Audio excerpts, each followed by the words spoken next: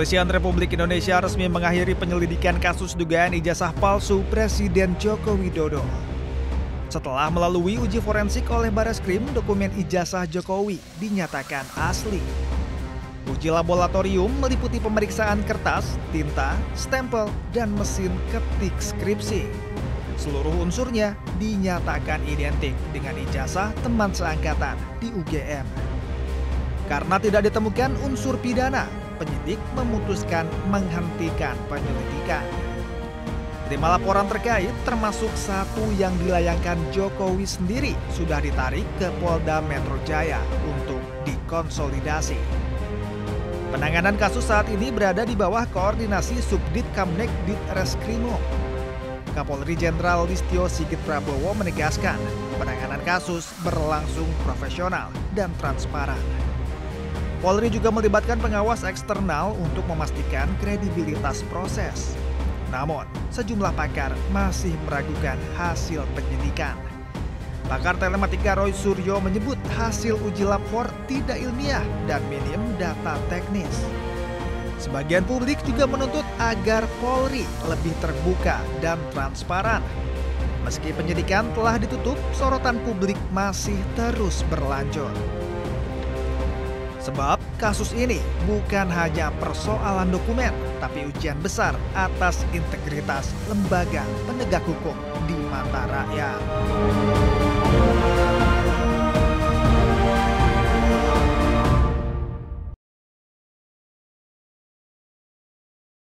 Pemirsa, terima kasih Anda masih di One on One bersama saya Camar Haenda dan masih bersama dengan Pak Arianto Stadi selaku penasihat Kapolri.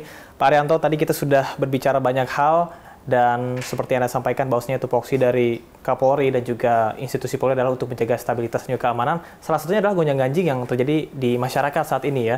Berkaitan dengan isu ijazah palsu Pak Jokowi. Sejauh ini sudah sampai mana Pak?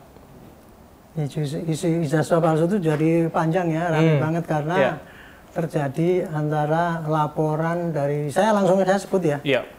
Enggak cuman kira-kira gitu, tapi karena saya ikuti perbincangan itu kira-kira 1 bulan ini ya, saya berkesimpulan begini, isu ini bisa menjadi ramai banget ya, karena satu, ada pelapor yang menuduhkan Pak ijazahnya Pak Jokowi itu palsu. Nah, sementara dia menunjukkan itu berdasarkan hasil penelitian dia, karena katanya pakai penelitian saintifik dan sebagainya gitu kan.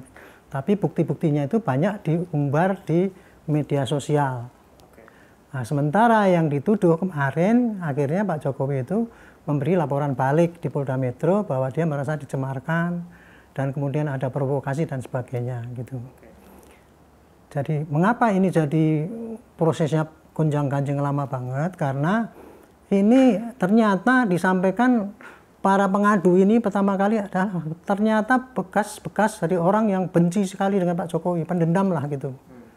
Ya, contohnya kita sebutkan dari 5 itu ada Dr. Tifa, kemudian juga ada Roy Suryo. Saya nggak sebut namanya lah, karena praduga tak bersalah silakan ya.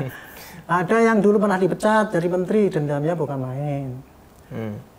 Ada yang dulu bekas kelompok yang dilarang, bukan partai ya, ormasnya atau apanya itu dilarang. Organisasi masyarakat, organisasi dilarang. Kemudian kelompok partai yang kalah dalam persaingan itu. Kemudian juga kalau kita lihat secara global, Amerika itu sangat kecewa dengan kita kan, sehingga dia bikin negara kita itu kacau dengan cara memprovokasi orang-orang yang bisa dibikin kacau itu. Nah, karena ada pendendam itulah tadilah, maka itu menjadi fokus mudah diadu domba dengan orang yang didendamnya itu. Sementara di lain pihak dari Pak Jokowi, dia kan melapor kepada polisi, ayolah kita buktikan melalui prosedur hukum. Karena masing-masing tidak ada kesepakatan ya. Di satu sisi dia maunya bukti-bukti yang disampaikan itu adalah valid, itu pasti palsu. Padahal itu kalau menurut teori kita itu nggak benar gitu. Tetapi yang sini lewat hukum yang ada. Nah, sementara ini hukum sudah jalan. Itu kira-kira latar belakang kenapa masyarakat ini jadi ramai banget gitu ya Pak. Karena masing-masing ngotot dengan cara masing-masing adalah benar. Sayangnya ya di dalam gonjang-ganjing ini saya membaca ya ada framing framing kepada masyarakat, menyampaikan teori-teori yang nggak benar untuk masyarakat percaya pada teori mereka bahwa ijazah itu adalah palsu. Gitu. Artinya motifnya alih-alih bukan untuk kepentingan masyarakat banyak, tapi karena ada masalah pribadi atau personal yang membuat ini terjadi. Dia kan alasannya kan ini saya mengataskan nama rakyat seluruh Indonesia, minta gitu kan, minta keadilan, minta apa, kejujuran. Masyarakat yang mana?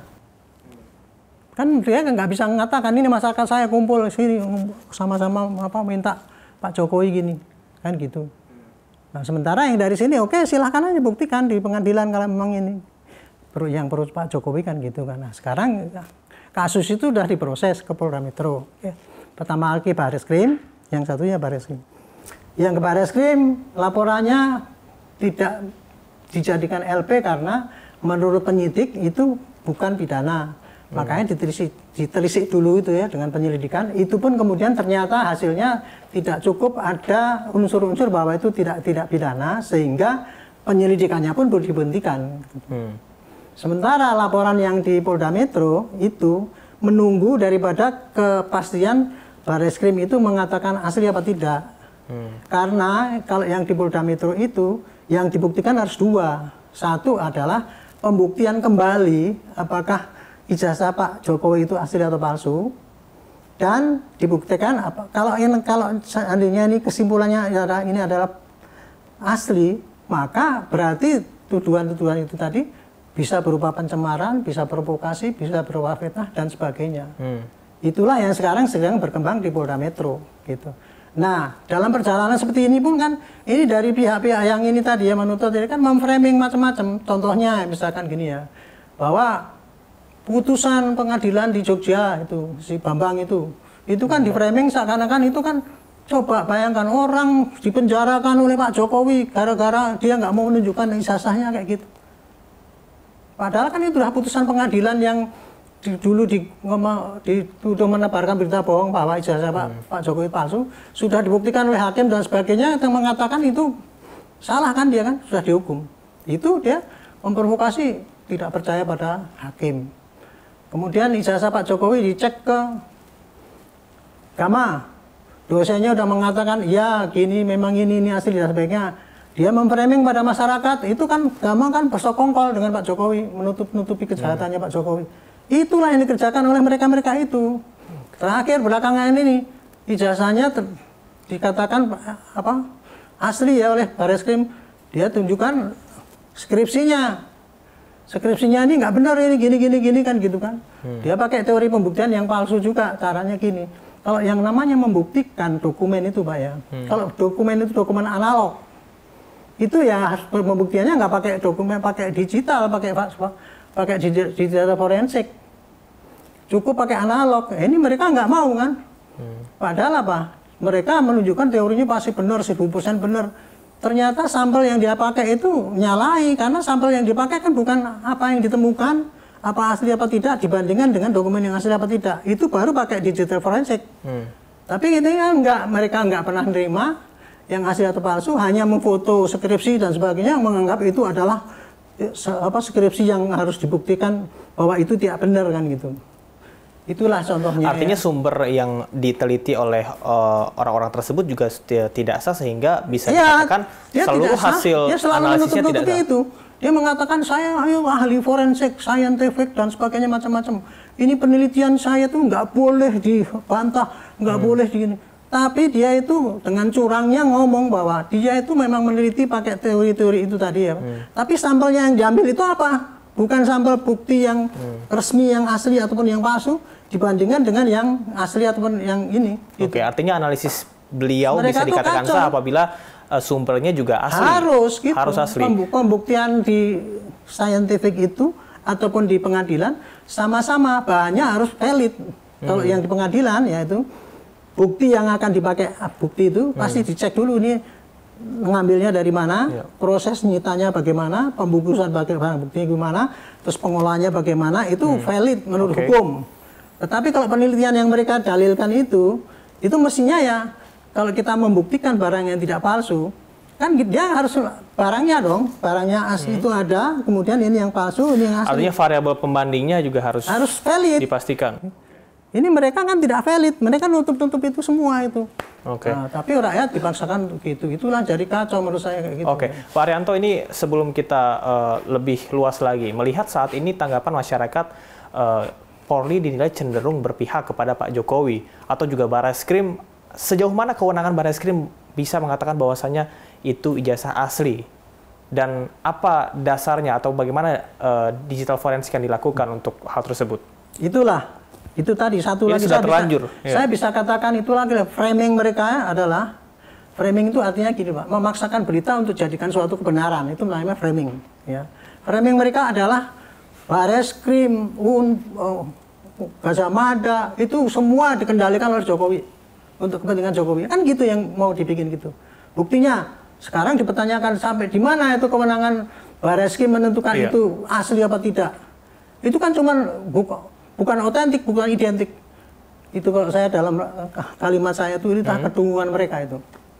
Baik, ini isu-isu lain selain dari isu ijazah Pak Jokowi berkaitan juga dengan tindak pidana perdagangan orang yang saat ini juga marak ya. Kemarin ada di Sulawesi Selatan, kemudian juga di Semarang gitu. Apakah ada langkah-langkah khusus yang sudah dilakukan oleh kepolisian? Perdagangan orang itu saya ingat ya, saya dulu waktu di Repidum itu tahun 2002 itu ya. Dulu waktu itu kalau perdagangan orang itu ditangani dengan pakai KUHP, tapi kemudian ada undang-undang TPPO ya gitu. Dan kemudian waktu itu diterapkanlah oleh itu. Dulu waktu saya masih di Repidum itu sudah banyak kasus perdagangan orang ini ya. Yang tapi waktu itu operasinya hanya baru sampai pada penyeberangan kepada daerah-daerah yang mengirimkan gitu ya, dan termasuk juga perdagangan orang, pelarian orang juga, imigran gelap itu yang dari Timur Tengah ke Australia itu dulu menjadi TO daripada aparat.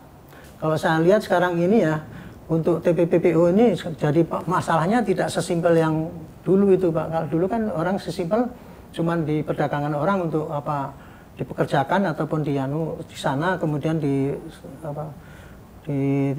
diperlakukan tidak manusiawi ya misalnya itu kan, anak-anak diperdagangkan dulu.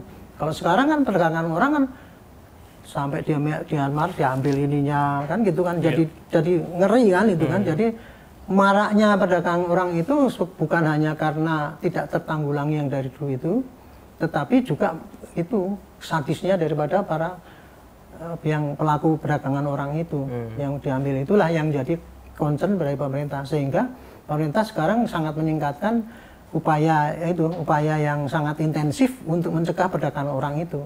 Nah, operasi perdagangan orang itu tidak hanya mencari di sana ketemu orang yang diperdagangkan secara ilegal kemudian dikembalikan, itu bukan, tapi harus mulai dari sumber-sumber itu Pak, yang mencari-cari di wilayah dari NTT itu ada jaringannya itu semua itu. Terutama mungkin di daerah perbatasan, daerah terpencil yang mungkin literasinya kurang. Kalau perbatasan itu cuman yang langsung dikirimkan. Dulu kalau ini ya saya jadi ingat.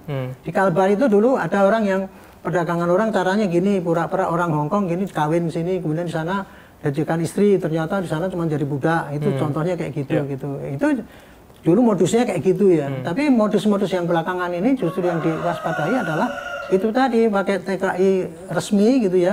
Tapi kemudian sampai di sana ternyata sudah masuk ke kamp yang orang mau diambil organ dalamnya dan sebagainya itu, atau dipekerjakan di tempat perjudian dan sebagainya itu kayak gitu. Jadi menurut saya sekarang usaha pemerintah itu menjadi concern betul karena itu tadi, karena akses daripada perdagangan orang itu tidak hanya kepada perlakuan orang di sewenang-wenang, tapi justru sangat sadis itu. Itu dari pemerintah dalam melindungi warga negaranya, keselamatannya, maka sekarang meningkatkan intensitas kegiatan itu. Kalau di judul tadi Anda sebutkan bahwa polisi tidak bisa berdiri sendiri, artinya juga sama dengan TPPO ini. Artinya ada kerjasama dengan lintas instansi seperti Kementerian Ketenagakerjaan, kemudian juga bagaimana Kemenkumham atau semacamnya. Ya sebenarnya gini, yang saya katakan tadi ya di judul ataupun apa itu, polisi itu kan tugasnya kan pembinaan Kamtibmas, ya, membina Kamtipmas itu artinya kalau ada gangguan Kamtipmas, keamanan dan ketertiban masyarakat sedikit pun itu menjadi tanggung jawab polisi. Ada kejahatan baru muncul, tanggung jawab polisi. Ada pelanggaran baru, pelanggaran perbatasan, termasuk itu semua menjadi tanggung jawab polisi. Ada ini cyber sangat ini gencar ya, kemudian hoax dan sebagainya itu polisi wajib untuk mempunyai wajiban tanggung jawab untuk mengantisipasi. Nah, dalam rangka mengantisipasi gangguan Kamtipmas itu, Pak, secara teoritis polisi itu mencari 4 strategi. Strategi pertama yaitu deteksi, yang kedua prevensi, pembinaan, preemptif, prevensi itu pencegahan, represif dan koordinasi. Jadi semua itu tiada satupun tugas polisi dalam bidang Kamtipmas yang tidak melalui 4 ini, gitu, Pak. Terakhir singkat saja apa yang ingin disampaikan kepada masyarakat berkaitan dengan kepercayaan publik terhadap institusi Polri yang cenderung naik turun dan juga fluktuatif. Silakan. Iya, saya mengimbau pada masyarakat ya, mudah-mudahan masyarakat itu tidak terprovokasi dengan framing-framing bahwa polisi itu busuk. Ya. Saya akui bahwa polisi sekarang tidak semua baik, ada yang baik, ada yang buruk. Tetapi polisi itu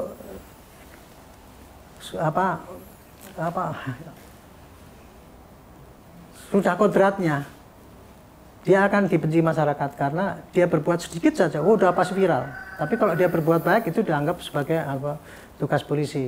Makanya itu saya mengimbau mudah-mudahan polisi itu bisa memperbaiki diri dan masyarakat juga menilai polisi dengan objektif. Kalau polisi baik ya jangan dicaci dan kalau polisi jelek ya jangan dibully. Terima kasih. Baik, Pak Arianto Stadi selaku penasihat Kapolri, terima kasih atas informasinya dan sudah bergabung di One on One.